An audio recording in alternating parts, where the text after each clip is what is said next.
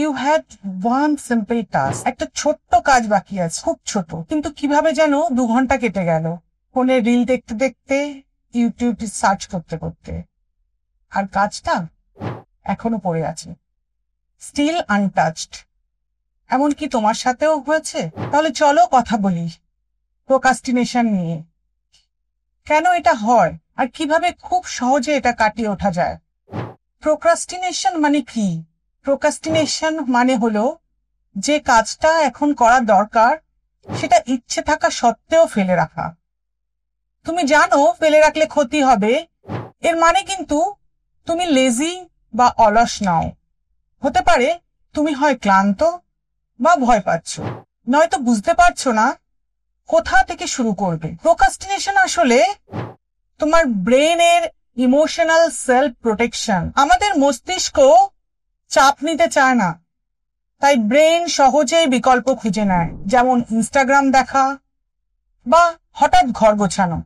সাধারণত 3টে কারণে আমরা কাজ ফেলে রাখি। হয়তো কাজটা বিরক্তিকর, বা কাজটা অনেক বড় মনে হচ্ছে, বা মনে হয় আমি পারবো তো যদি ভুল হয়, তাই আমরা কাজটা থেকে পালিয়ে যাই। We run away from it. কিন্তু যত ফেলে রাখি তত কাজটা আরো ভারী লাগে, ঠিক যেন একটা ভারী ব্যাগ পিঠে নিয়ে ঘুরে বেড়ানো। সময় যত বাড়ে কষ্ট আরো বাড়ে। তাহলে এর থেকে ছুটি পাওয়ার উপায় কি? চলো এবার দেখি সমাধান কি। টিপ নাম্বার 1, কাজটাকে ছোট ছোট অংশে ভাগ করো। রিপোর্টটা শেষ করব বলার বদলে বলো ল্যাপটপটা খুলে প্রথম প্যারাগ্রাফটা লিখব। That's it. ছোট কাজ, ছোট শুরু, বড় ফল। টিপ নাম্বার 2, টাইমার সেট করো। পোমোডোরো পদ্ধতি অ্যাপ্লাই করো।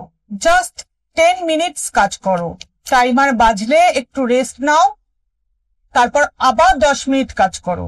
তুমি দেখবে কাজটা ধীরে ধীরে এগিয়ে চলেছে। টিপ নাম্বার 3, নিজেকে বলো আমাকে পারফেক্ট হতে হবে না, কাজ শুরু করাটাই বড় কথা। তাহলেই তোমার উপরে চাপ কমবে, আর এই চাপই তো কাজ ফেলে রাখার আসল কারণ। তাই পরের বার যখন মনে হবে পরে করব, তখন গভীর একটা শ্বাস নাও আর শুধু একটা ছোট্ট স্টেপ নাও। প্রোক্রাস্টিনেশন একটা অভ্যাস, আর অভ্যাস তো বদলানোই যায়। তাহলে কমেন্ট করে বলো তুমি কোন কাজটা আজকাল ফেলে রাখছো। ভিডিওটা ভালো লাগলে লাইক দাও, সাবস্ক্রাইব করো, আর এমন একটা কাউকে শেয়ার করো যে রোজ বলে কাল সে পাক্কা। মনে রেখো, টুডে ইজ দ্য নিউ কাল। Let's go. এখনই সময় শুরু করার।